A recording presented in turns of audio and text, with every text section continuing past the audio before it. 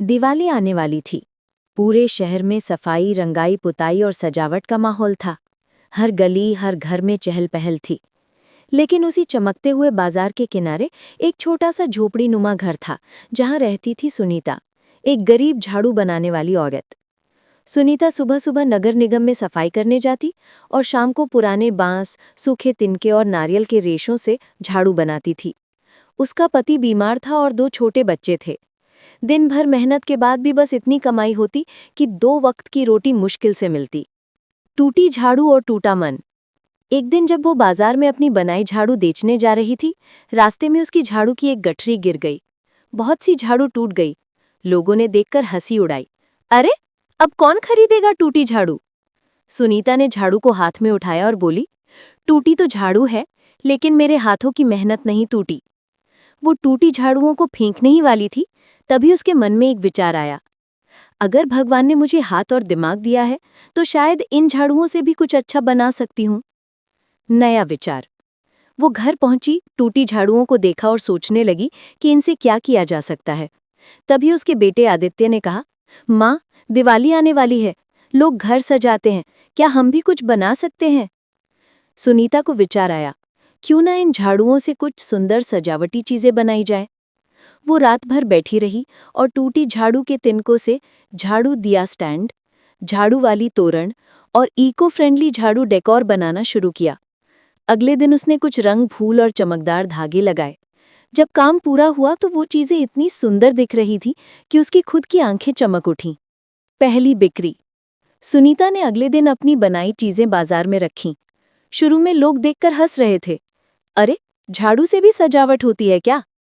पर जब एक महिला ने एक झाड़ू दिया स्टैंड खरीदा और घर ले गई, उसने अगले दिन 10 और मांगे। धीरे धीरे बात फैलने लगी। लोग कहने लगे, ये तो बहुत अनोखी कला है, पुराने तिनकों से नया रूप।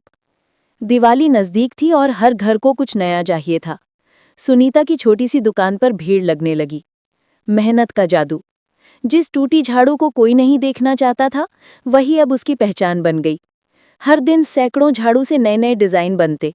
लोग दूर दूर से आने लगे, कोई दिया स्टैंड लेने, कोई दिवाली तोरण, कोई लकी झाड़ू डेकोरेशन लेने। नगर निगम के अफसर ने भी उसकी कला देखी और कहा, सुनीता, अगर तुम चाहो तो हम तुम्हारा ये काम महिला स्व सहायता समूह से जोड़ सकते हैं। तुम और औरतों को भी सिखा सकती हो। सुनीता की आंखों में आंसू आ गए। क्या ये सच है? जो टूटी झाड़ू सबको बेकार लगती थी, वही आज मेरी तकदीर बदल रही है। बदलाव की शुरुआत। कुछ ही हफ्तों में सुनीता ने 10 और औरतों को काम पर रखा। सभी मिलकर झाड़ू के तिनकों से सजावटी वस्तुएं बनाती और बेचती। दिवाली तक उसने लगभग 3 लाख रुपए की बिक्री की। लोग उसे अब झाड़ू वाली बाई नहीं, बल्कि क्रिएटिव दीदी कहने लगे। टीवी चैनल ने उसका इंटरव्यू लिया। उसने कहा, जब लोग मेरा मजाक उड़ा रहे थे, तब भगवान मुझे नया रास्ता दिखा रहे थे। टूटी झाड़ू ने मुझे सिखाया कि अगर मन टूटा ना हो तो कुछ भी असंभव नहीं है। सफलता की रोशनी। अगले साल उसने एक छोटी फैक्ट्री खोली, जिसका नाम रखा स्वच्छ दिया क्राफ्ट्स। वहां अब 50 महिलाएं काम करती थी। हर महिला अपने परिवार की सहारा बन चुकी थी।